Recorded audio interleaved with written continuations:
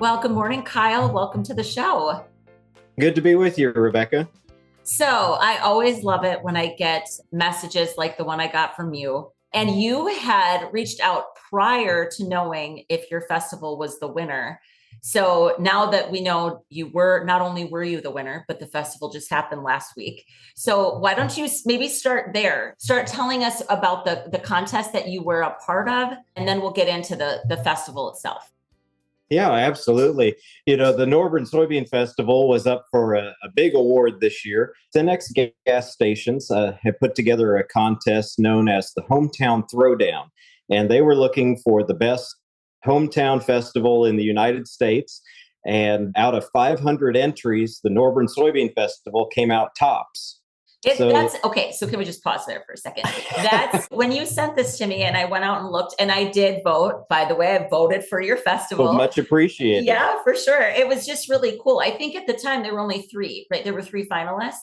Yes. I think, right, when you sent it to me. What I think is really cool about it, first of all, I love the name of this contest, Hometown Throwdown. It's just really, really cool. And again, I think so many of our listeners can really appreciate what a key or every single, like an annual event like this in a community like yours. I mean, I think we all can relate to what that feels like. And I just think it's actually super cool and really special that you guys won, like you said, out of 500 entries. So congratulations to you and your town. Can't wait to hear about the festival itself. It's awesome. It's just really cool. Yeah. Well, thank you. And it all started because we had one festival fan in particular that had seen an advertisement in a CHS magazine and brought it to a couple of us on the committee and said, would this be something you guys are interested in? And needless to say, with $100,000 grand prize on the line and up for grabs, we were very interested.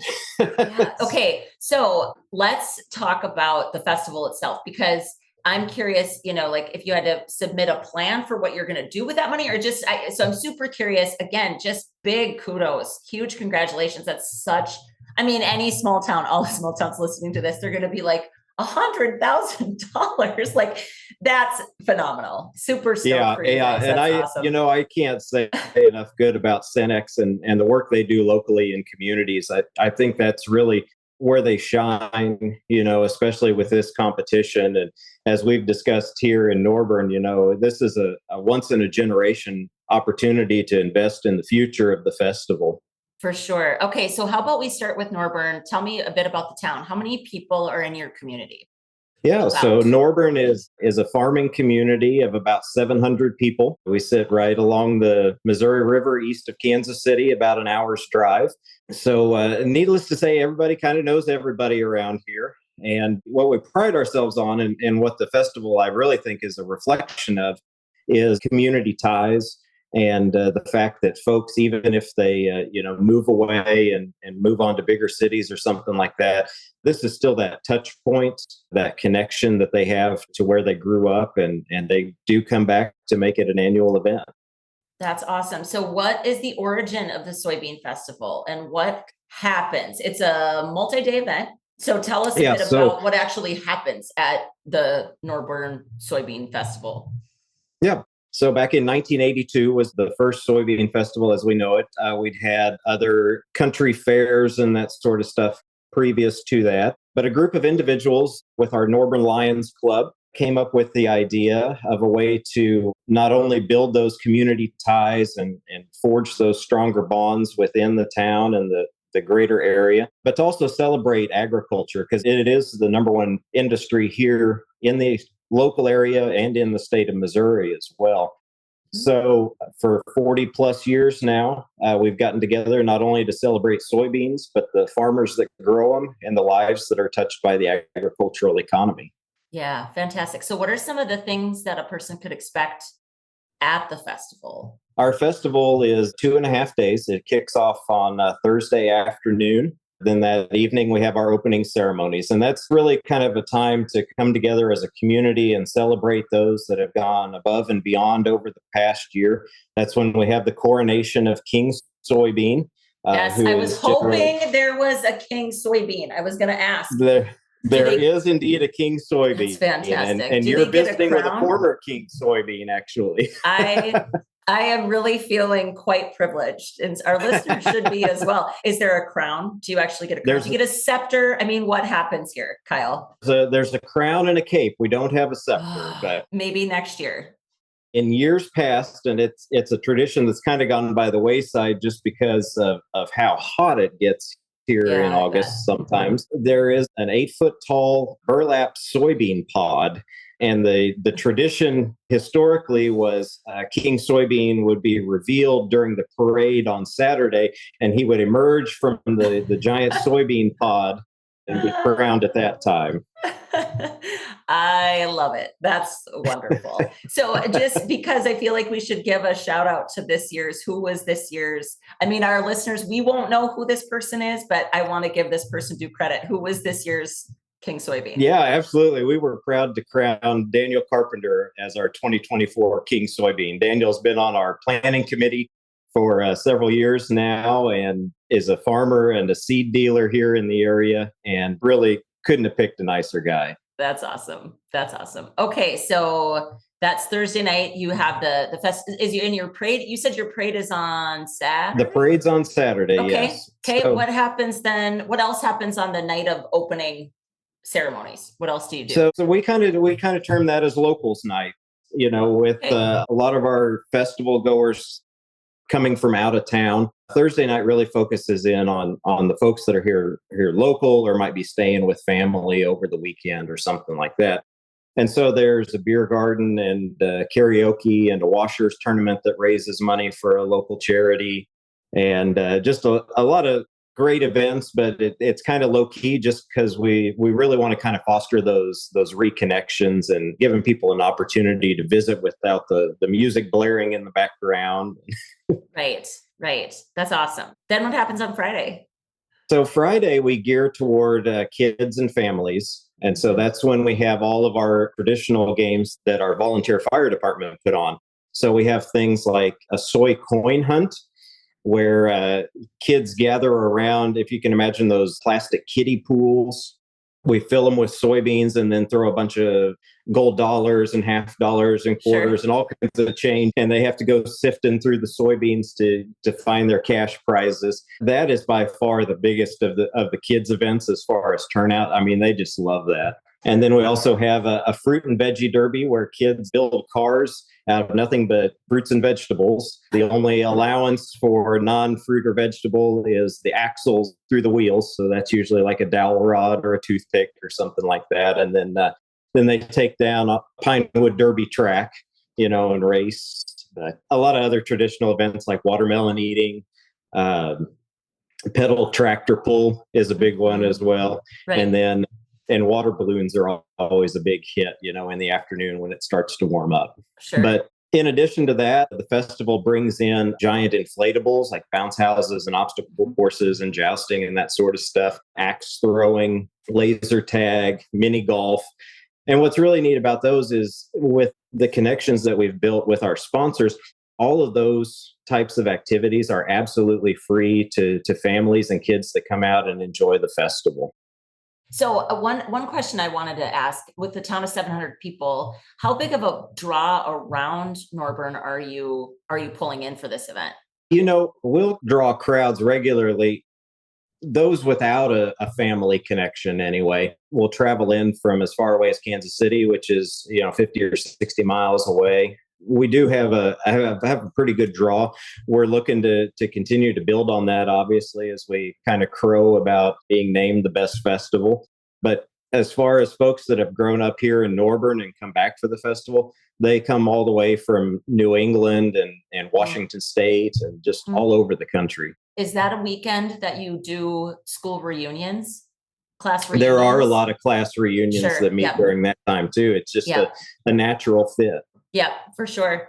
Okay. And then what about, so we get to Friday evening. Do you do a street dance or like a big band, or do you bring some sort of music or entertainment in? Absolutely. Throughout the weekend, Thursday, Friday, and Saturday, we'll have anywhere from 8 to 10 different musical acts going on. Some during the day, most of them at night. The beer garden operates Thursday, Friday, and Saturday night, and that's kind of the big draw in the evening crowds. Mm-hmm. So this year we had dueling pianos come in. And then some other larger acts, they're kind of local, regional, that draw some of their own fans in as well to introduce new people to the festival. Right. Then Saturday, parade in the morning. Is your parade in the morning? No, our parade's in the afternoon. Okay. We will. I bet it we'll does kick get off. hot then. Yeah, it is a little warm sometimes. Yeah. But Saturday kicks off with a 5K race, which always has a really great turnout. Throughout Friday and Saturday, both, we've got an open air market and vendors that line the streets, a lot of food trucks on hand. The Lions Club has their food shack as well, and just a whole lot of different free street entertainment sorts of things. So magicians and clowns and Casey Slugger and Truman the Tiger, who are our local mascots around this area. Just trying to provide as many new and different and exciting entertainment opportunities to families. And like I mentioned before, our emphasis is making sure that it's, one, affordable, and that, two, it's something that folks want to come out and see. Right. So where else and how else are soybeans celebrated? Is there educational opportunities? I'm actually quite curious about it because I'm in North Dakota. We grow a lot of soybeans.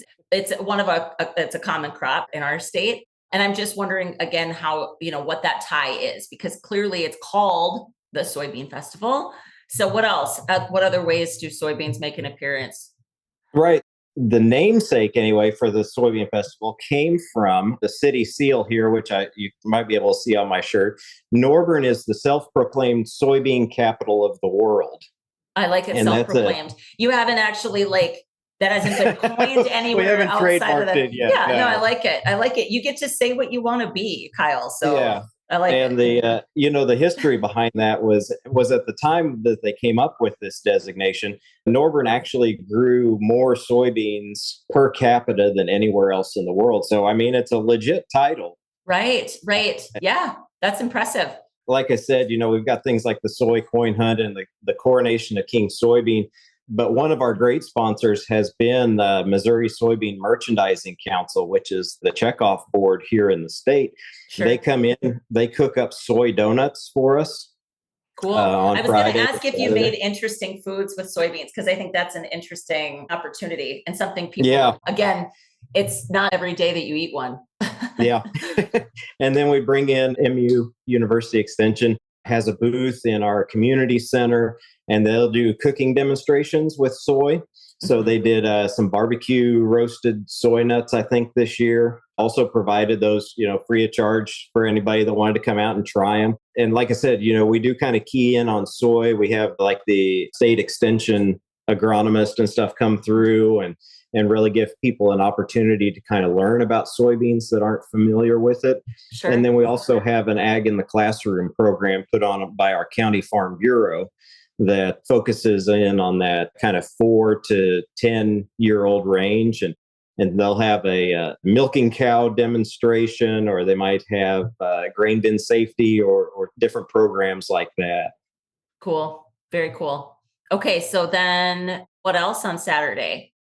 So Saturday, like I said, it's just it's all over the place. It's all your festival favorites, a lot of the street entertainment and the food and the vendors and all that sort of stuff. And then we do have the parade then at 4:00, which is always a hit. A year like this where it's an election year, you get a lot more entries, obviously, than in a non-election year.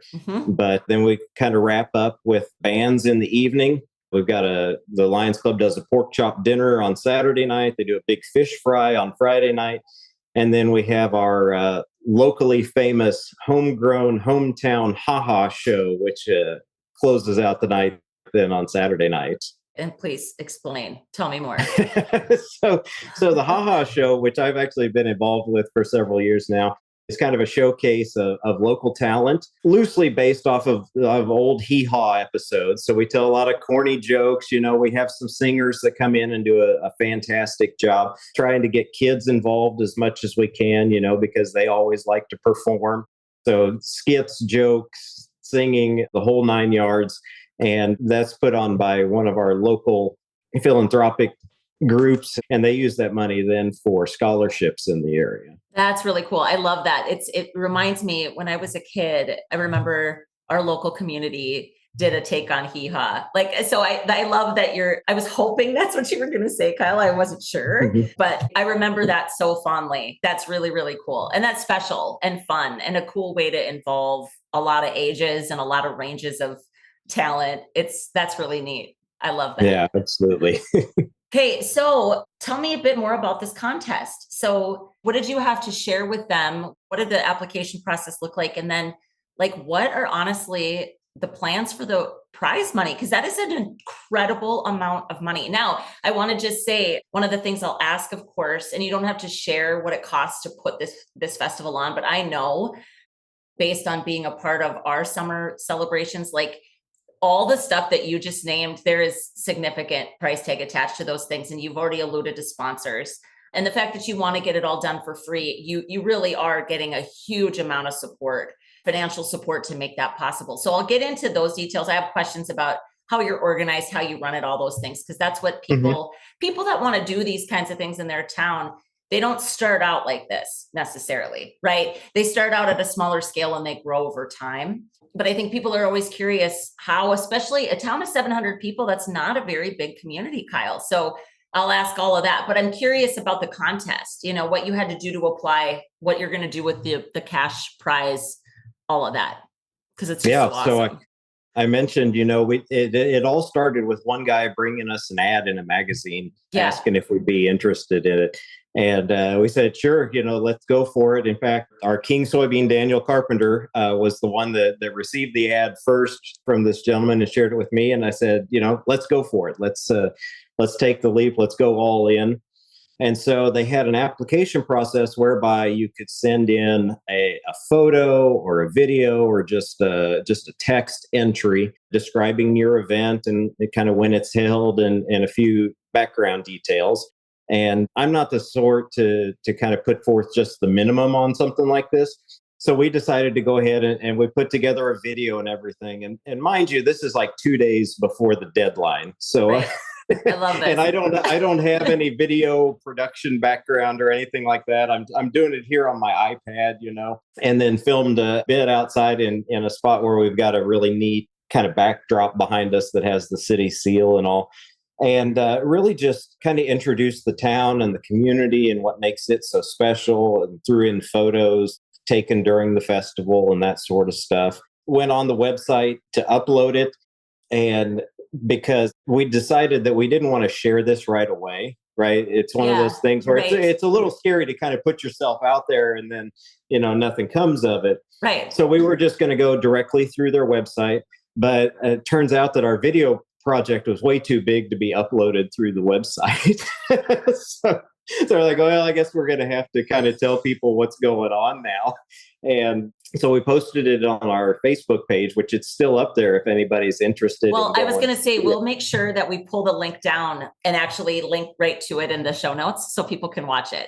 Yeah, I think there's things that all of our communities can learn from this, Kyle. I mean, I don't want to interrupt your train of thought, but I just want to say, like, these national things happen, right? And it always feels like a total shot in the dark. Like, who knows if we'll get it? But the truth is, you are as likely to get it as to not get it. And you went for it and you got it. And I just think more of us need to be willing to put ourselves out there. So I think it'll be really fun to link to the video. I'm excited to watch it. Yeah. We're pretty proud of it. And like I said, you should be. It's really our view of it going in was, it's the people that make the community. And that's what really makes the whole thing run, whether it's the folks that come out to the festival, whether it's the folks that plan the festival, whether it's the ones that sponsor the festival. Right. I mean, it really is a team effort. All hands on deck kind of thing, isn't it? Yeah, it is. So from that point, then we submitted the video. It was kind of a waiting game because the process they were going through was from all the entries they received, they were going to narrow it down with a panel of judges to the top 3. And that was kind of where I'd reached out to you because once those 3 finalists were named, then we had about a month in which those 3 needed to generate as many votes as possible from their festival and fair fans and supporters. And then on May 15th, we found out the big news that we had, in fact, activated all of our fans and gotten enough votes. How many votes did you get? they won't tell us Oh, exactly. shoot. I was hoping they would, because again, it'd be really cool. Yeah, given 700 people live in your town, right? We've been trying to find out. I think one of the first responses I got was, well, legal won't let us tell you, Sure. Yep. But just in conversations and stuff, I think we were probably somewhere around 2,000, 2,500, maybe something like that. So it really was a tremendous turnout. And, have no idea where the other two ranked in comparison at all, but another couple of great festivals, the Hayward, Wisconsin Muskie Fest and the Roseau, Minnesota Fall Festival were the other two finalists. And yeah, those are both close enough to my neck of the woods, like closer than you, right? To North Dakota. I could maybe go check them out. But again, I just think it's super cool. And I actually really love the way they did that. They chose the finalists, and then it was really about public vote, because it really does force you to get the word out. And if people really love your festival, then they'll vote for you. Yeah, so absolutely. I just think that's super cool. So when did you get the notice that you were awarded the grand prize? So May 15th was when Cenex officially announced it. I got a call actually a couple days in advance, kind of as a warning. I was literally out on the tractor planting soybeans at the time. How appropriate. and got the call, But through the process, and you asked this question too, and this is kind of my segue, the folks had asked us, what sorts of things do you think you might use the prize money for? And how could this be of a benefit to the festival? And these were discussions that came about even before the finalists were named. Sure. And so we shared with them where we felt that it would be most impactful is going to be in things like accessibility and weather mitigation. And I'll kind of expand on both of those. We have a large gathering area within the downtown area of our town, affectionately known as the Soybean Patch, that's owned by the Lions Club. And that's where they have their cook shack. And that's where the outdoor beer garden and all of that is housed. And so it's got just kind of a chat rock base floor through it. And we really wanted to kind of hone in on that because as we have an aging population, obviously we've got more people with canes or with walkers or with wheelchairs or something like that. But we've also got a lot of kids too, and we've got baby strollers that are not easy to push through Chat Rock. And so that's kind of been one of the ideas early on that we've kind of held on to that's gotten a lot of support. We did go ahead even before this festival and allocate some money to upgrade some tables and some seating and that sort of stuff, which was received really well. And so between that and finding ways to mitigate and offset the hot August nights here in Missouri, those are kind of with a once in a generation type of infusement like this, we thought that was going to be the best investment probably going forward. Obviously, we're going to bring in more entertainment and more activities and that sort of stuff as well. But our goal ultimately is how do we build permanence and build for the future of the festival? Yeah, I love that. It's basically infrastructure. It is hard to allocate funds towards infrastructure that feels like it serves like a 3-day festival, out of the entirety of a year. I can absolutely appreciate that. So what is the makeup of your planning committee? How many people are involved? Is it all volunteers? Is this a 501c3? How are you organized? I'm just curious. Yeah. So the festival committee is kind of organized underneath of our Norburn Lions Club. They're our underwriting sponsor. They're a 501c5, I believe. And so all the folks on the festival planning committee then are volunteers. We don't have any sort of paid positions or anything. Though I think my wife sometimes thinks I need compensated. Kyle, I just want to say that there, for every big successful thing like what we're talking about, there is always, at least one, but oftentimes more, just truly tireless, devoted, committed humans. Clearly, that's you in this situation. And our communities wouldn't be what they are without you. It's just facts. So, well, I appreciate that, Rebecca. During the festival, I have a lot of people come up to me just because I'm kind of the face of the festival because of all the work we do on a fairly weekly basis anyway, of doing Facebook Live videos, keeping everybody in touch with the festival. I certainly appreciate your comments, but there's a whole team that puts blood, sweat, and tears into this thing. Mhm. When I moved back to the area back in 2003, I became involved with the festival not long thereafter. And I can remember in those days, if you had six people sitting around a small table there at City Hall, like that was a good meeting. Like that was, Right. everybody showed up. And through the years now, we did have our town's 150th celebration in 2018 that brought a lot of people in, people who have stayed and continued to contribute. And now, if you've got 12 or 15 at a bigger table in a different location now, you're looking around and wondering where everybody is. So, Really, the that's really something. What seriously, this is a genuine question because crazy enough, like the timing of this is really appropriate. In just a couple of weeks, our state has a summit for community development. It's called the Main Street Summit. And I will be doing a live podcast episode from the stage at the summit. And we're talking about engaging the next generation of civic leaders, kind of getting beyond this idea of the same 10 people. Like in small towns that people call it the STP, the same 10 people. So to hear that at a time where I continue to hear that people can't seem to get volunteers and people are worried about civic apathy and people are worried about a lack of civic engagement, what do you attribute to this increase of participation and contribution from people? What if anything are you doing to encourage people to come to the table?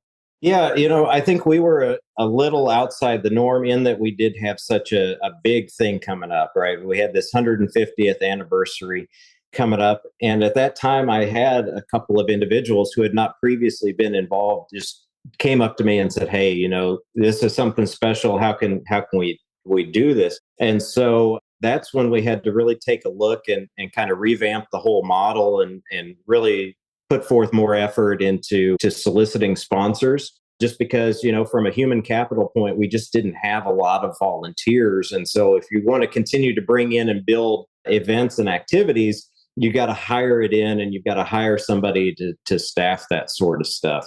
Right. I think you need that catalyst of some kind, like whatever that special event is or something like that.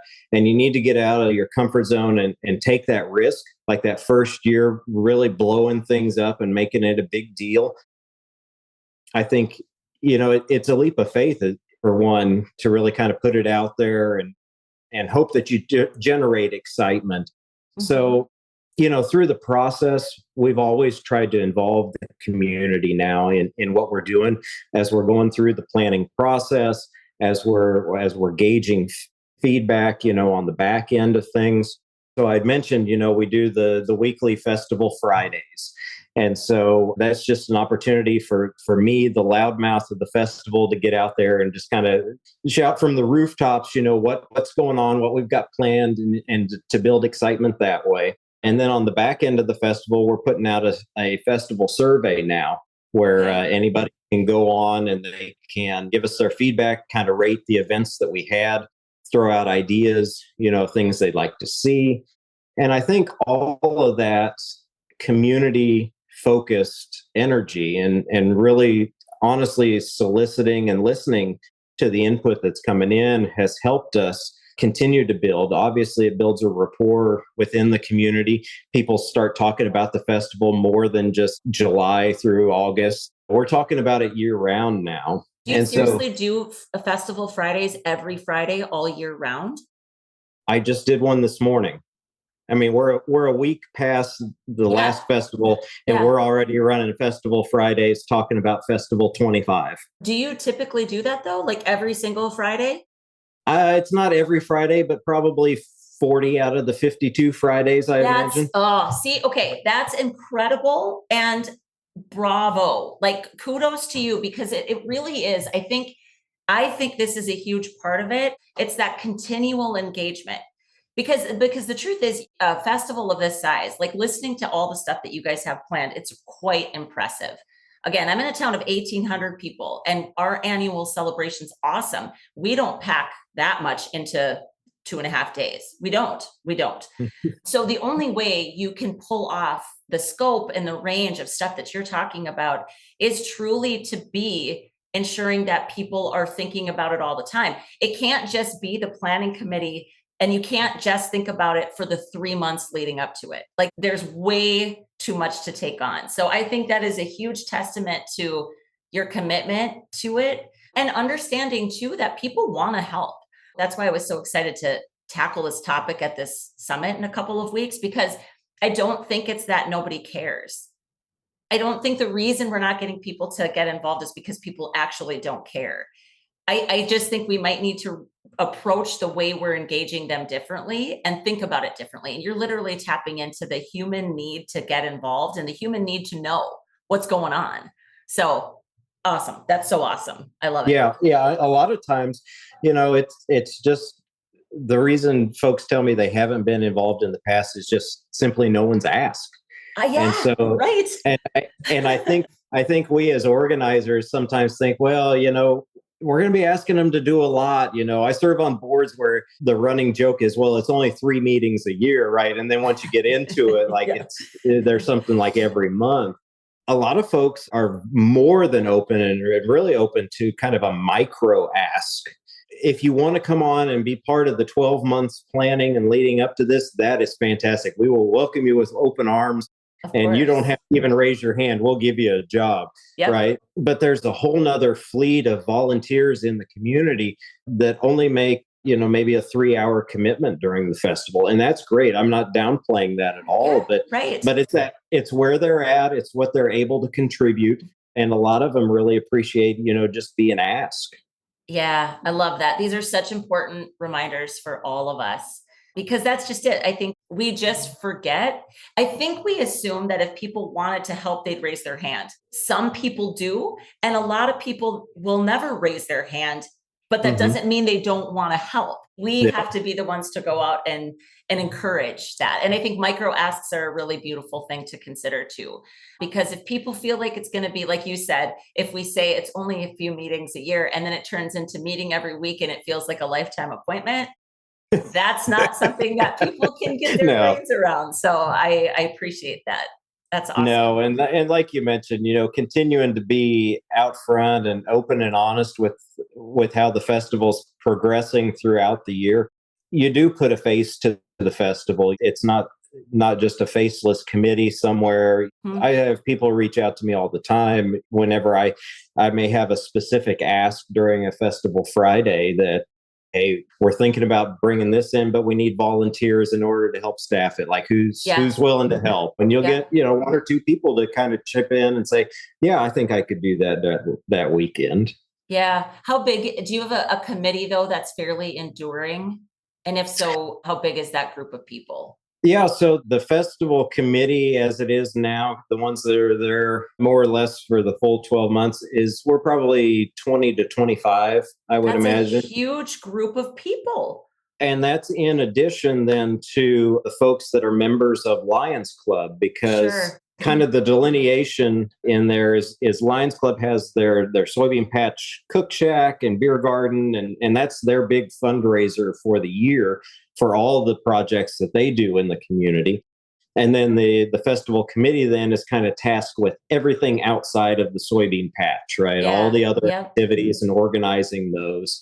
So there are members of both the planning committee and the Lions Club, but largely, those are 2 separate bodies full of volunteers that are each kind of trying to tap into our own spheres of influence to get folks signed up to work a shift at the cook shack or work a shift at the beer truck or maybe help put on an event or something like that. Do you know, with this last one that you just held, roughly how many volunteers you had throughout the entirety of the weekend? Oh gosh, probably I'd say 40 to 50 probably by the time you count everybody that's worked cook shack and the beer garden, obviously are the big ones outside of event planning and that sort of stuff. But yeah, I mean, it's, you sit back and think, it's a pretty significant proportion of like the total number of people here in the community that are going to be out and enjoying the festival anyway. And like I said, I think the value is in like not giving them an opportunity to enjoy the festival too, and not just make it a drudgery and Yeah, have to work. right. But I don't think people mind throwing in a shift here or there, just to help out. Well, Kyle, it has been a real pleasure to visit with you. Congratulations on just really nailing something that it's a key part of a lot of our lives, I think, in small communities. A lot of us have a kind of a core thing that happens in our town, and you've really given a few, to me, just really timely and important reminders to all of us that might be in the process of planning it, might be on the committee for it, maybe want to start something. It's always so much fun to get connected to somebody like you that's making their town so great. And you put Norburn, Missouri into the national spotlight with this contest. So huge congratulations to you. It was really, really fun to hear all about your town. Well, thanks, Rebecca. We're a small town, but we're doing big things here in Norburn, and it's a testament to the people here and those that have come before us, obviously, and we're doing it all for those yet to come. Yeah, for sure. Thank you so much. Thank you, Rebecca.